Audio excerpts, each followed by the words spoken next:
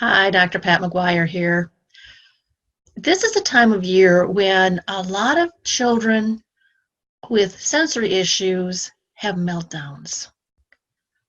In fact, I just met a grandmother and her grandson in the grocery store the other day with the finding through discussion that the grandson was not just on Christmas break, but had actually been out of school since the first or second week of December because of his behavior.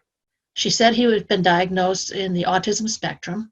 And while I didn't see a lot of the, more obvious signs, I did notice that when he was left to himself, that he just started chewing on the cart, the top rail of the cart. His grandmother was awesome working with him, but definitely I could get a feeling that there was frustration because he'd been kicked out of preschools before that, and she had said that he was not going to be allowed back into the school. I asked if he was on an IEP, if he had any special ed help, if he had an associate or aide, and none of that had really been put into place yet, although the diagnosis was known. I did make a suggestion of someone she could contact to get some advocacy help, but it made me think about some other families I'd heard from recently who were complaining about their children being so out of control. And some of them have been labeled maybe with ADHD or oppositional defiant disorder, but it didn't seem to be able to actually help answer and develop plans of intervention. And so I started thinking that maybe if I brought up some information on sensory processing issues, it would give them another avenue to pursue. Now, for those that don't know, sensory processing disorder is not found in what they call the Mental Health Bible, which is the DSM-5. They do acknowledge sensory processing issues for certain other disorders in the DSM, such as autism and ADHD, but they don't see it as a disorder unto itself, even though you can find kids diagnosed with this ranging from 5 to 16% of all children. Now, that means that between 1 in 6 and 1 in 20 children experience significant problems with processing the sensory information that they're getting. And do you know what the sensory information that they're getting is? Well, right now, if you're listening to me, auditory is one of the sensory stimuli. If you're watching the video version of this, then seeing is one of the stimuli. You may also notice how the room you're in smells, or how the seat you're sitting in feels. You may notice if you feel like you're steady or somewhat imbalanced. These are all sensory processing factors.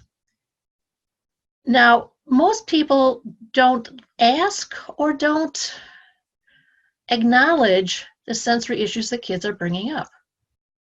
They tend to see them as manipulative behaviors. I know that I personally am very sensitive for walking on things on the ground. When I was dating my husband, he took me camping, and he could walk barefoot in the streams, with all those little rocks, and not even notice or be bothered by them. I, on the other hand, was in great pain because of the sharpness of those same little rocks. I had one child who had a lot of issues with color. Certain colors would make her, phobic. I also had issues with some children with texture. I had a beanbag chair that I would help kids learn how to relax with, but I had one child who couldn't sit on it because the corduroy just sent, it's like fingernails against a chalkboard. That's how he responded to having to touch corduroy. And so sensory issues are very real. They're very frustrating. and they can impair the quality of life. They can cause a lot of meltdowns and temper tantrums and refusals and all of the classic descriptors for oppositional defiant disorder. Easily, irritated, irritable most days, refuses to do things, argues, and that indeed is what happens because they want to avoid what makes them extremely uncomfortable. So if you know of a child, and it doesn't have to be a little child, it could be an elementary school, a middle school, or even a high school child that is having sensory issues, they avoid things or they complain and refuse to eat certain foods or have certain foods put together, look up sensory processing disorder and see if there could be some answers for you and some ideas of how to make life easier for you and for your child.